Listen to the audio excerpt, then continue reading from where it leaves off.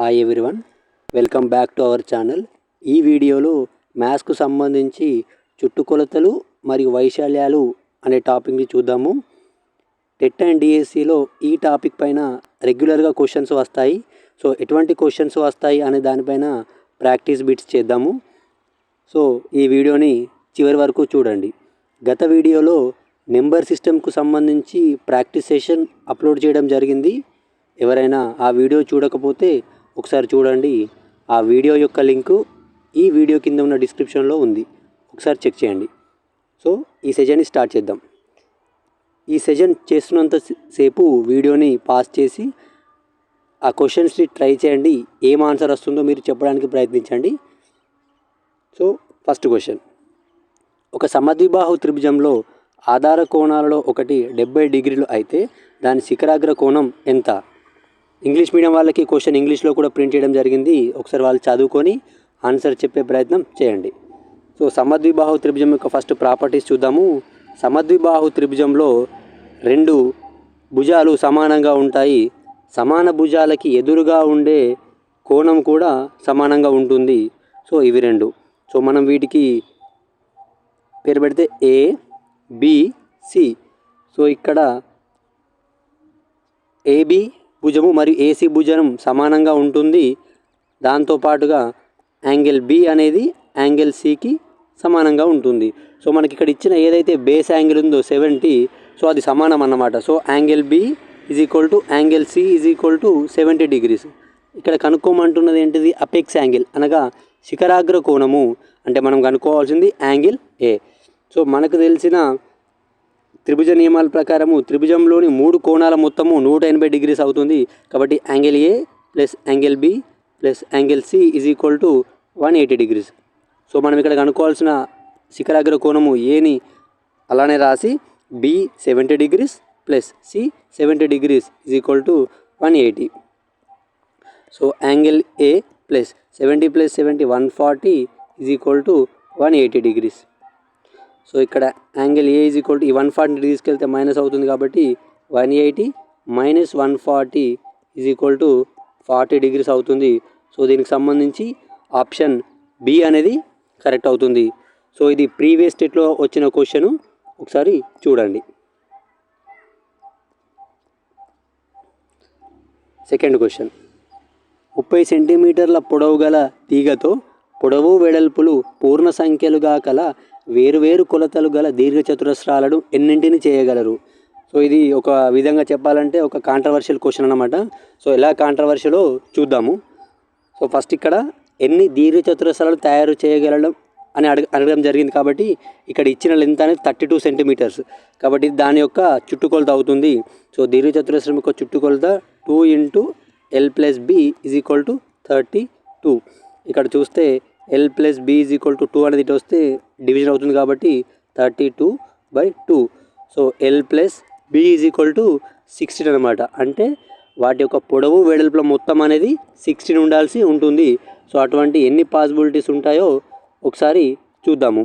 So first 1, 15, next 2, 14, 3, 13, 4, 12, 5, 11, 6, 10, 7, 9, 8, 8. So ఇక్కడ చూస్తే ఇవి 8 రావడం జరిగింది. కానీ కొందరు ఏమంటారంటే 8, 8 అనేది పొడవు వెడల్పులు సమానంగా ఉంటే ఇది చతురస్రం అవుతుంది కదా, సో దీన్ని కౌంట్ చేయకుండా 7 అని మాత్రమే అనడం జరుగుతుంది. కానీ మనకు టెక్స్ట్ బుక్లో క్లియర్గా ఇవ్వడం జరిగింది, ఒకసారి చూడండి.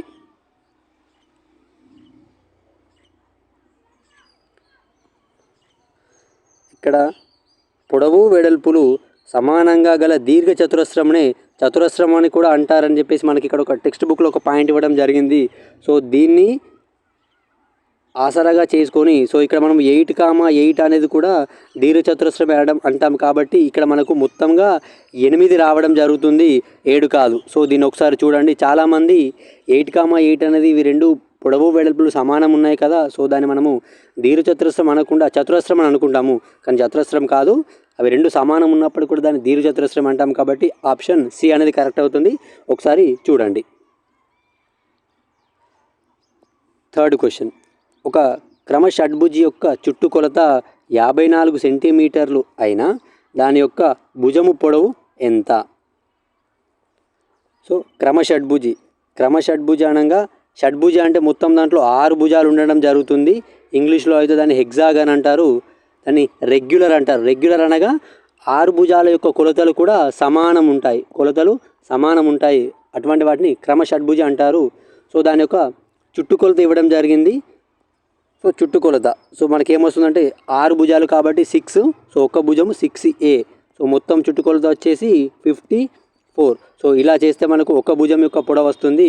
సో ఇక్కడ 6 అనేది మల్టిప్లికేషన్ కాబట్టి అటు వెళ్తే డివిజన్ అవుతుంది. So A = 54/6.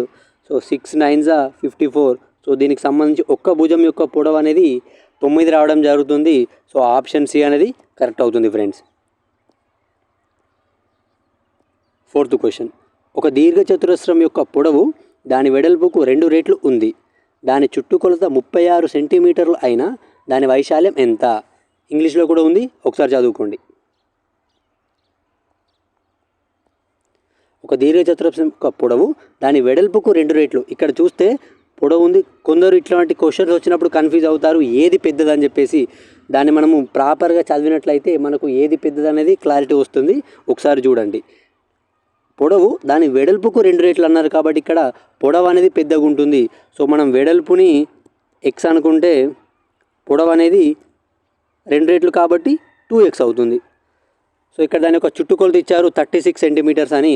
సో మనకు తెలుసు దీర్ఘచతురస్రం యొక్క చుట్టుకొలత ఫార్ములా 2 × L + B, కాబట్టి 2 × x + 2x = 36.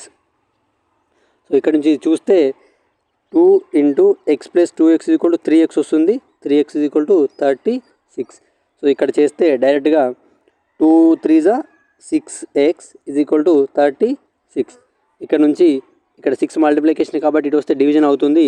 x = 36/6 అంటే x వాల్యూ మనకు 6 వస్తుంది. సో xని మనము వీటిలో సబ్స్టిట్యూట్ చేస్తే వెడల్పు అనేది మనకు 6 వస్తుంది, పొడవు అనేది 2 × 6 అంటే 12 అవుతుంది. సో ఇక్కడ ఇదేమో పొడవేమో 6 సెంటీమీటర్లు, వెడల్పేమో 12 సెంటీమీటర్లు. మనకి ఇక్కడ కనుక్కోమంది దాని యొక్క వైశాల్యము. సో దీర్ఘచతురస్రం యొక్క వైశాల్యం ఫార్ములా L × B, పొడవు × వెడల్పు. సో ఇక్కడ పొడవు 12, వెడల్పు 6. సో 12 6 72, ఇది వచ్చేసి చదరపు సెంటీమీటర్లు. సో దీనికి సంబంధించిన ఆప్షను బి అనేది కరెక్ట్ అవుతుంది. నెక్స్ట్ క్వశ్చన్, ఒక చతురస్రం యొక్క భుజము 2 3/4 సెంటీమీటర్ అయినా దాని చుట్టుకొలత ఎంత? సో ఇక్కడ మనకు ఒక మిశ్రమ భిన్నం ఇచ్చారు భుజం పొడవు. సో దాని యొక్క చుట్టుకొలత కనుక్కోమంటున్నారు. ఒక చతురస్రం యొక్క చుట్టుకొలత ఫార్ములా మనకు తెలుసు 4 × భుజము అనగా 4 × A. ఏని మనం ఇక్కడ భుజం అంటాము. సో ఇక్కడ భుజం ఇవ్వడం జరిగింది, దాని యొక్క చుట్టుకొలత కనుక్కోవాలి. సో ఫస్ట్ ఏదైతే ఈ పొడవు మిశ్రమ భిన్నంలో ఇచ్చారో దాన్ని మనం ముందుగా అపక్రమ భిన్నంలోకి మార్చుకుందాము. సో 2 3/4. సో దీన్ని మార్చుకున్నట్లయితే ఈ హారంతో ఈ పూర్ణాంకాన్ని ఫస్ట్ మల్టిప్లికేషన్ చేసి తర్వాత వచ్చిన లబ్ధానికి మనము ఈ లవాన్ని కలపాల్సి ఉంటుంది. సో 4 2s 8 + 3 అంటే 11/4 అనేది ఇది ఒక్క భుజము పొడవు అవుతుంది.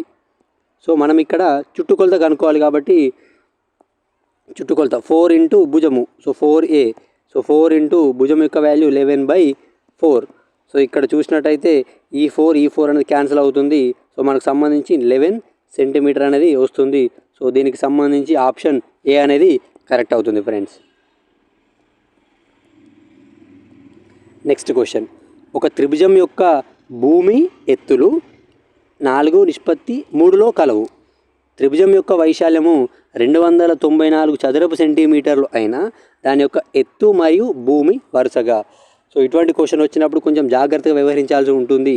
ఎందుకంటే ఇక్కడేమో మనకు భూమి మరియు ఎత్తు అనే నిష్పత్తి ఇచ్చాడు, కానీ కనుక్కో మాత్రం ఎత్తు మరియు భూమి అన్నారు. కాబట్టి కొంచెం కాన్షియస్గా ఉండాల్సిన అవసరం ఎంతైనా ఉంది.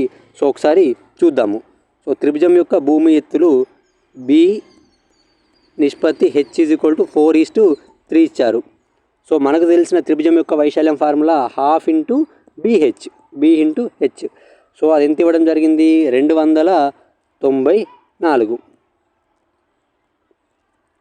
సో దీన్ని 1/2, దీన్ని మనం యాక్చువల్గా మన కన్వీనియంట్ కోసం 4x 3x రాసుకుంటే సో మనకు తెలుస్తుంది B 4x H 3x is equal to 294. So ఇక్కడ చూస్తే ఈ 2 1s 2 2s. సో దీన్ని మల్టిప్లై చేస్తే 2x ఇంటూ 3x అంటే మనకు 6x² అవుతుంది ఈజ్ ఈక్వల్ టు 294. సో ఇక్కడ నుంచి x² ఇక్కడే ఉండి 6 ఇటు వస్తే డివిజన్ అవుతుంది. So x² is equal to 294/6. So ఇక్కడ మీరు డివిజన్ చేస్తే 6 4s 24. సో 5 రిమైండర్, 5 4 అంటే 54 అవుతుంది. 6 9s 54. సో దీనికి సంబంధించి 49 అవుతుంది. So x² is equal to 49. So root touch చేస్తే x ఈజ్ ఈక్వల్ టు √49 అంటే 7 రావడం జరుగుతుంది x వాల్యూ. సో మనం x వాల్యూని ఈ BHలో సబ్స్టిట్యూట్ చేస్తే 4 ఇంటూ x అంటే 4 ఇంటూ 7 కాబట్టి మనకు 28 అవుతుంది. అది 3 ఇంటూ 7 ఏమో 21 అవుతుంది. సో భూమి ఏమో 28, ఎత్తు ఏమో 21. సో మనకి ఇక్కడ ఏం కనుక్కోమన్నారు? ఫస్ట్ ఎత్తు ఇచ్చారు, తర్వాత భూమి అన్నారు. సో ఎత్తు ఇక్కడ 21 కాబట్టి 21 ఎక్కడుందో చూడండి, ఇక్కడ 21 28. మీరు గమనిస్తే సి అండ్ డి అనేది ఆల్మోస్ట్ మీకు సిమిలర్గా ఉన్నాయి, కానీ కనుక్కోమన్నది ఏంటిది? ఎత్తు మరియు భూమి అనేది వరుస కాబట్టి ఎత్తు అనేది ఇక్కడ 21 ఫస్ట్ వస్తుంది, తర్వాత భూమి అనేది 28. కాబట్టి ఆప్షన్ డి అనేది కరెక్ట్ అవుతుంది. మనం ఎలా అంటే 28 21 వచ్చింది కదా చెప్పేసి సి పెట్టేసామనుకోండి, ఇంత పెద్ద చేసిన ప్రాబ్లం ఆన్సర్ తప్పుగా పెట్టేసి తర్వాత రిగ్రెట్ అవుతాం. కాబట్టి ఇటువంటి క్వశ్చన్ చేసేటప్పుడు కొంచెం జాగ్రత్తగా వ్యవహరించాల్సి ఉంటుంది. చూడండి నెక్స్ట్ క్వశ్చన్. ఒక సమాంతర చతుర్భుజం యొక్క ఎత్తు 24 సెంటీమీటర్లు మరియు భూమి 2.5 మీటర్లు అయినా దాని వైశాల్యం ఎంత? సో ఇక్కడ చూడండి, మనకు ఒకటి సెంటీమీటర్లో ఇచ్చారు, ఇంకొకటి ఏమో మీటర్లో ఇచ్చారు, కానీ వైశాల్యం మాత్రం చదరపు మీటర్లో కనుక్కోమన్నారు. కాబట్టి మనం ఏదైతే 24 సెంటీమీటర్లు ఇచ్చారో దీన్ని మీటర్లో కన్వర్ట్ చేసుకొని చేస్తే సులభంగా వస్తుంది. ఒకసారి చూడండి. సో మనకి ఇక్కడ ఎత్తు ఇచ్చారు, సమాంతర చతుర్భుజం యొక్క ఎత్తు హెచ్ ఈజ్ ఈక్వల్ టు మనకు 24 సెంటీమీటర్స్ ఇచ్చారు. సో మనం దీన్ని మీటర్లో కన్వర్ట్ చేసుకుంటే 100 సెంటీమీటర్స్ ఈజ్ ఈక్వల్ 1 మీటర్ కాబట్టి మనం ఇక్కడ దీన్ని 100తో డివైడ్ చేస్తామనుకోండి, మనకి ఇది మీటర్లో వచ్చేస్తుంది. సో దీనికి సంబంధించి 0.24 మీటర్స్ ఇది దాని యొక్క హైట్ అవుతుంది. సో నెక్స్ట్ భూమి అనేది మనకు 2.5 మీటర్స్ ఇచ్చారు, 2.5 మీటర్స్. సో మనకి ఇక్కడ హైట్ ఉంది, ఇక్కడ భూమి ఉంది. సో సమాంతర చతుర్భుజం పారలోగ్రామ్ యొక్క ఒక వైశాల్యం ఫార్ములా మనకు బి ఇంటూ హెచ్ కాబట్టి 2.5 ఇంటూ 0.24. సో దీన్ని చేసినట్లయితే 0.24 ఇంటూ 2.5. సో దీన్ని చేస్తే 5 4s 20. దీన్ని మొత్తం మీరు సాల్వ్ చేసినట్లయితే దీనికి సంబంధించిన ఆన్సర్ 0.6 రావడం జరుగుతుంది. ఒకసారి చూడండి.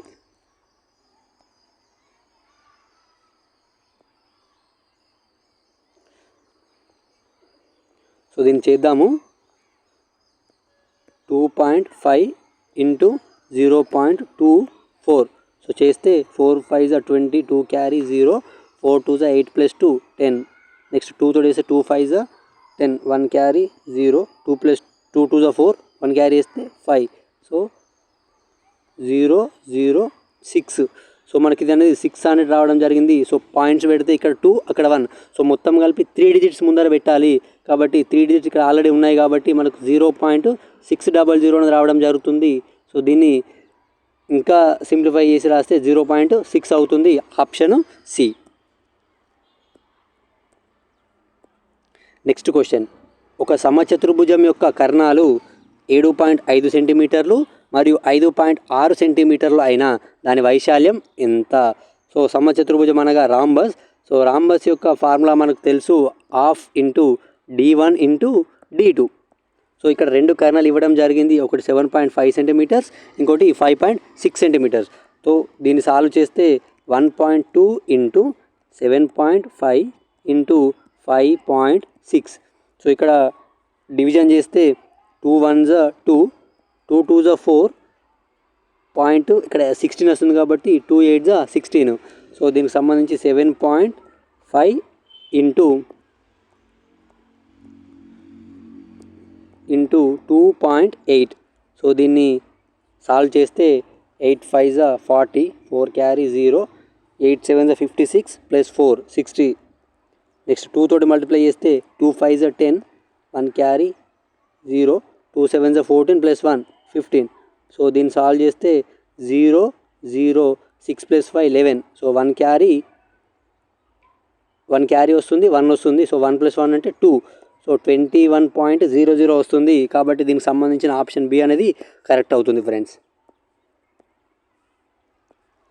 సో ఇది చూడండి, ఒక సమచతుర్భుజం యొక్క కర్ణాల పొడవులు 6 సెంటీమీటర్లు మరియు 8 సెంటీమీటర్లు అయినా దాని చుట్టుకొలత ఎంత? ఇందాక చూసిన క్వశ్చన్ ఏమో వైశాల్యంకు సంబంధించింది, ఇదేమో రాంబస్ యొక్క చుట్టుకొలతకు సంబంధించింది. సో ఇది కొంచెం కాన్సెప్ట్ బేస్డ్ ఉంటుంది. ఒకసారి చూడండి ఫ్రెండ్స్. సో రాంబస్లో 4 భుజాలు మనకు సమానంగా ఉండడం జరుగుతుంది మరియు వాటి యొక్క కర్ణాలు లంబ సమద్విఖండన చేసుకుంటాయి. లంబ సమద్విఖండన అంటే ఆ కర్ణాల యొక్క పొడవులు సమానంగా ఉంటాయి మరియు ఇక్కడ ఖండించుకునే దగ్గర మనకు లంబ కోణం అనేది ఏర్పడడం జరుగుతుంది. సో ఇక్కడ గమనిస్తే మనకు ఏవైతే 6 సెంటీమీటర్లు 8 సెంటీమీటర్లు అన్నారో సో అవి 3 సెంటీమీటర్స్ 3 సెంటీమీటర్స్గా మరియు 4 4గా విడిపోవడం అనేది జరుగుతుంది. 3 3 ఇవి 4 4. సో ఇక్కడ లంబకోణం ఉంటుంది కాబట్టి మీరు దీన్ని గమనించినట్టయితే ఇది ఒక లంబకోణ త్రిభుజం ఫామ్ అవుతుంది. సో దానికి సంబంధించిన పైథాగరస్ థీరం ప్రకారము కర్ణము స్క్వేర్ ఈజ్ ఈక్వల్ టు భుజము స్క్వేర్ ప్లస్ భుజము స్క్వేర్. సో మనం ఇక్కడ ఏదైతే సైడ్ అందామో ఇది కర్ణం అవుతుంది కాబట్టి మనం దాని యొక్క వాల్యూని ఫైండ్ అవుట్ చేయవచ్చు. సో ఇక్కడ సైడ్ అనేది మనకి ఎంత వస్తుందంటే 3 స్క్వేర్ అంటే 3 స్క్వేర్ ప్లస్ ఇది వచ్చేసి 4 స్క్వేర్. సో 3 స్క్వేర్ అంటే 9 ప్లస్ 4 స్క్వేర్ అంటే 16. సో మొత్తం కలిపి ఇది 25 అవుతుంది. సో మనకు ఒక సైడు సో ఇది వచ్చేసి స్క్వేర్ రూట్ ఆఫ్ 25 అంటే ఒక సైడ్ అనేది మనకు 5 సెంటీమీటర్స్ రావడం జరుగుతుంది. సో ఒక సైడ్ అనేది మనకు 5 సెంటీమీటర్స్ రావడం జరిగింది. రాంబస్లోని 4 భుజాలు సమానం కాబట్టి ప్రతిది కూడా 5 సెంటీమీటర్స్ ఉంటుంది. సో మనకి ఇక్కడ కనుక్కోమంది చుట్టుకొలత కాబట్టి ఆ భుజాలన్నింటినీ కలిపితే సరిపోతుంది. So 5 plus 5 plus 5 plus 5. So దీనికి సంబంధించి ఆన్సర్ అనేది 20. సో ఆప్షన్ బి అనేది కరెక్ట్ అవుతుంది ఫ్రెండ్స్. నెక్స్ట్ క్వశ్చన్, ఒక వృత్తం యొక్క చుట్టుకొలత 33 సెంటీమీటర్లు అయినా దాని యొక్క వ్యాసం ఎంత? సో వృత్తం యొక్క చుట్టుకొలత ఇచ్చారు, దాని యొక్క వ్యాసం కనుక్కోమన్నారు. సో నార్మల్గా చుట్టుకొలత అంటే అది దాని యొక్క పరిధి అవుతుంది. సో మన నార్మల్గా వృత్తం యొక్క పరిధి అనగానే మనం అందరూ అనుకునే ఫార్ములా 2πr అనుకొని దీన్ని చేస్తూ పోతాము. కానీ మనకి ఇక్కడ ఏది కనుక్కోమన్నాడు ఒకసారి చూస్తే వ్యాసం కనుక్కోమన్నాడు. సో మనకు తెలిసిన విషయం ఏంటంటే వ్యాసం అనేది 2 వ్యాసార్థాలకు సమానంగా ఉంటుంది కాబట్టి ఇక్కడ దీనికి సంబంధించి దీన్ని ఈ విధంగా కూడా రాసుకోవచ్చు. కాబట్టి మనకు చుట్టుకొలత అనేది πd కూడా అవుతుంది. సో ఇది ఒకసారి గమనిస్తే దీన్ని చేయడం అనేది ఈజీ అయిపోతుంది. సో చుట్టుకొలతకు సంబంధించిన formula πd is equal to 33 centimetres. So మనకి ఇక్కడ వ్యాసం కనుక్కోమన్నారు కాబట్టి డీని కనుక్కుంటే సరిపోతుంది. సో మనకు తెలిసిన పై యొక్క formula value 22/7 into D is equal to 33. So దీన్ని మనం ఇటు తీసుకొచ్చామనుకోండి ఇవి లవాహారాలు అంటే ఇంటర్చేంజ్ అవుతాయి కాబట్టి D is equal to 33 into 7/22. So ఒకసారి చూస్తే 11 అనేది ఇక్కడ అవుతుంది. 11 2s 11 3s. So 3 into 7/2. So 3 7s 21/2. So దీనికి సంబంధించిన ఆప్షన్ బి అనేది కరెక్ట్ అవుతుంది ఫ్రెండ్స్. సో ఈ వీడియో నచ్చితే లైక్ చేయండి. టెట్ అండ్ డిఎస్సికి ప్రిపేర్ అయ్యే మీ ఫ్రెండ్స్కి షేర్ చేయండి. మీకు ఈ 10 క్వశ్చన్లో మీకు ఎన్ని కరెక్ట్ అయ్యాయో ఎన్ని మార్క్స్ వచ్చాయో అది కామెంట్లో తెలియజేయండి. ఇటువంటి అప్డేట్స్ కోసం మా ఛానల్ని సబ్స్క్రైబ్ చేసుకోండి. Thank you. జై హింద్.